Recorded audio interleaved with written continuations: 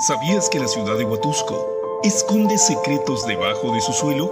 Pues se dice que gran parte de la ciudad alberga túneles subterráneos que atraviesan parte de sus calles y avenidas. ¿Qué tan importante fue el cultivo del tabaco en la región de Huatusco durante el virreinato? Pues tal vez de manera ilegal se usaron esos túneles para el tráfico de dicho cultivo. Soy Carlos Alberto Alpátula y en esta ocasión te invito a conocer la historia y mitos de los túneles de Huatusco. En nuestro país, mucho se cuenta de diferentes historias o mitos de diversas ciudades que conforman nuestro amplio territorio mexicano, las cuales se dice que tienen túneles subterráneos que recorren sus entrañas, que cruzan sus principales calles y plazas, y que dichos túneles llegan a interconectarse entre sí y que fueron construidos durante la conquista española, la Guerra de Independencia o la Revolución Mexicana, e incluso que algunos datan desde tiempos prehispánicos y la colonia, que sirvieron como pasadizos secretos y como caminos alternos de escape o para transportar y esconder tesoros. Huatusco no es la excepción en estas historias, pues es una de las ciudades más antiguas del país. Se dice que cuando los españoles llegaron a este lugar, encontraron una ciudad muy poblada, pues era cabeza de un gran señorío que abarcaba parte de lo que hoy es el estado de Puebla, y hacia el oriente se acercaba mucho a la costa, por lo que dicho territorio despertó la ambición de los conquistadores, de tal modo que muy pronto fue dado en encomienda. Sin embargo, al no existir aquí metales preciosos, muy pronto fue abandonado por los avariciosos aventureros, y la región siguió en paz su desarrollo. Según Alonso de la Mota y Escobar, obispo de Puebla en el siglo XVII, que visitó este lugar en 1609, mencionó que era un pueblo tributario de la corona, es decir, que ya no tenían encomendero, por lo que desde esa época la ciudad ya había recibido su traza española y recibido sus 600 varas por viento de fundo legal, y que había quedado dividida en dos partes, la española y la llamada República de Indios, que sostuvieron una rivalidad irreconciliable a través de centurías, denominándose con el tiempo simplemente el barrio de arriba y el barrio de abajo. Durante la colonia, dos eventos significativos marcaron la vida de la región: la fundación de la Villa de Córdoba y el estanco de tabaco. Volviendo al tema, no se tienen referencias en qué época fueron trazados y construidos estos túneles y cuáles fueron las causas que llevaron a edificar dichos pasadizos. Los datos son imprecisos, pues datan de algunas personas y de manera verbal. La leyenda urbana nos ha manejado desde siempre la existencia de estos túneles, y muchos afirman haberlos visto e incluso transitado. Al parecer, los túneles existentes en la ciudad seguían dos líneas transversales que se cruzarían en la casa que ocupa la Avenida 1 y Calle 5, ahora edificio del DIF municipal.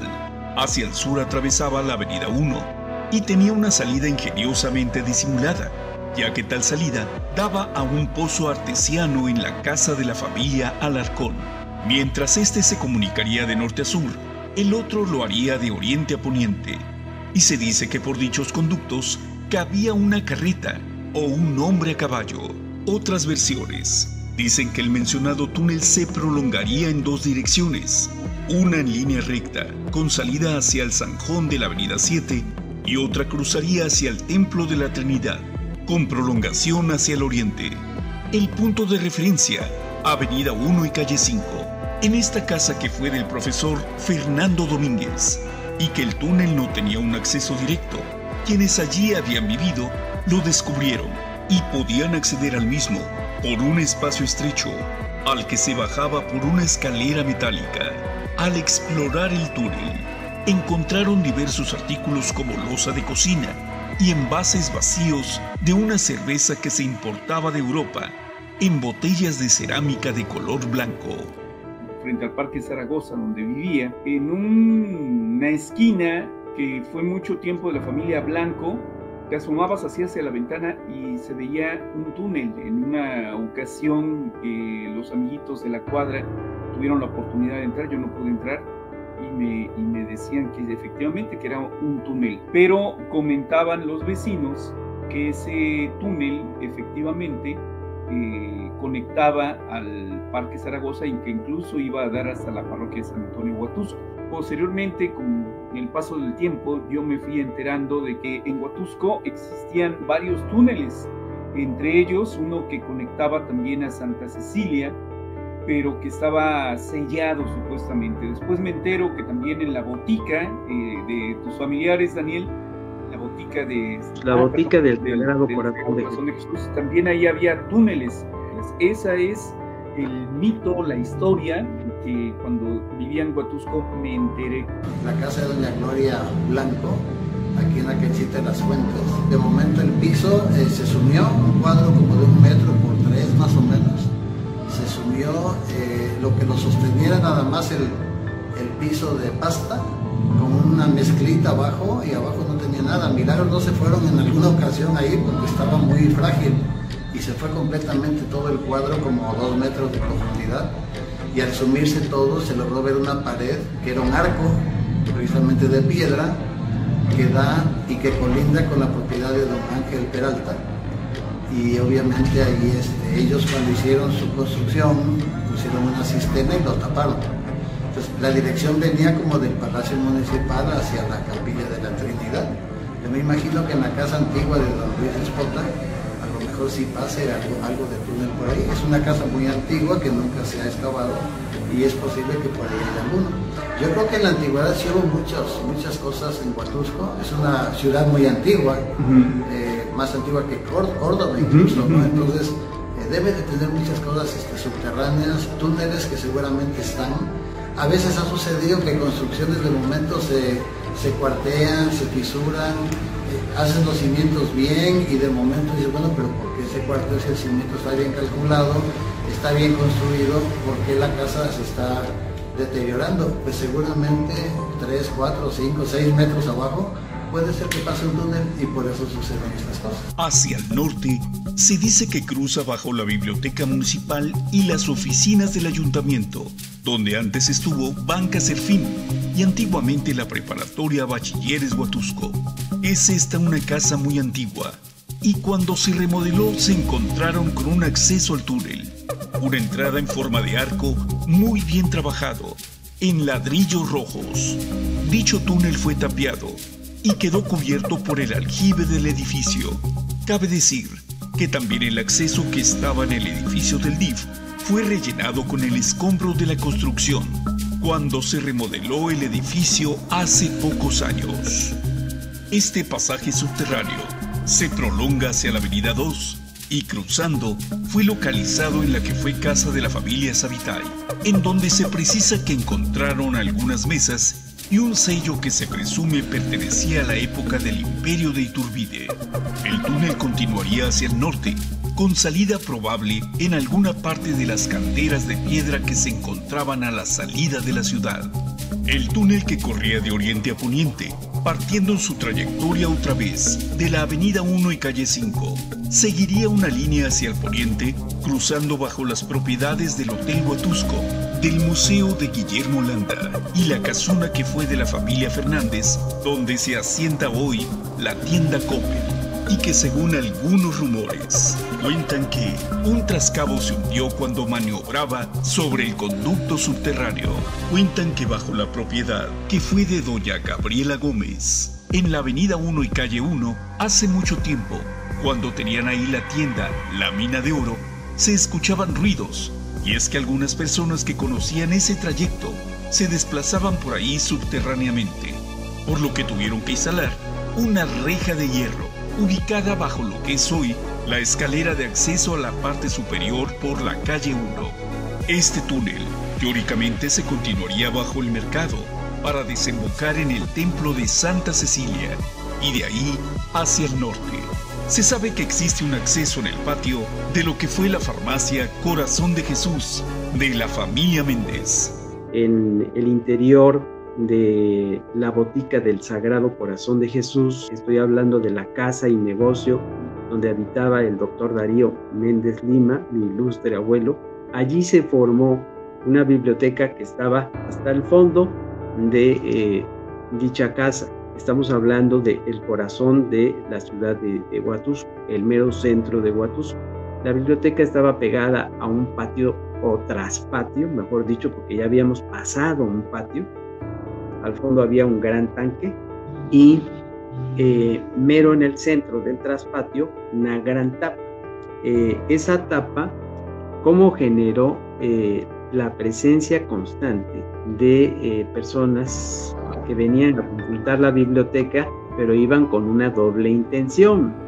A mi padre me tocó ver varias veces esa escena de que les diera permiso de abrir esa tapa, porque ya venían con la referencia del túnel, ese túnel que estaría conectando a la Torre de Santa Cecilia, la casa de los Méndez César, y que esas conexiones vendrían desde el cerro de Acatepec, donde se estarían iniciando.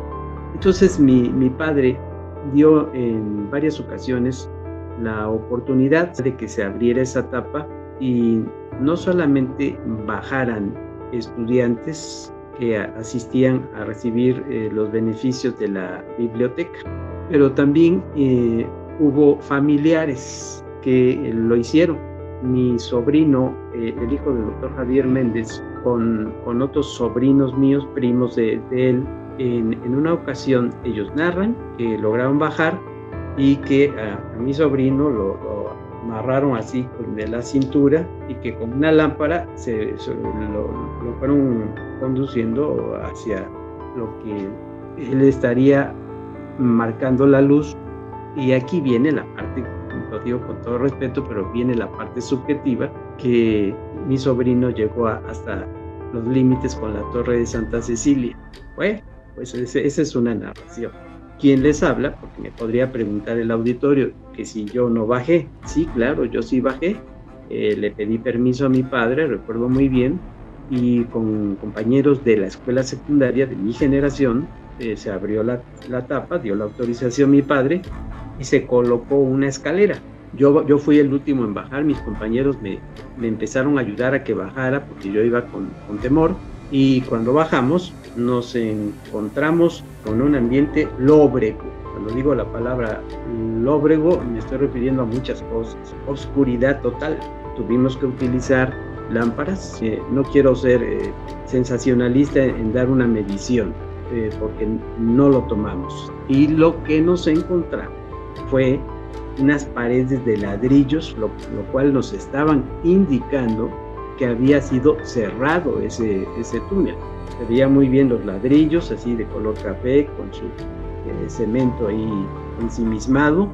Las paredes obstaculizaban el acceso de la comunicación.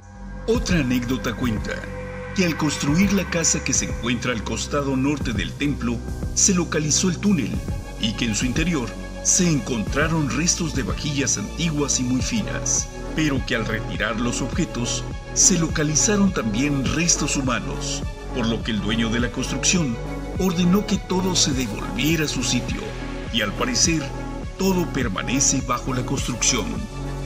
Hay que reconocer que una obra de esta magnitud debió haber llevado mucho tiempo, mucha organización y mucho trabajo, pero hasta el momento no existe ninguna referencia seria y cierta acerca de su construcción.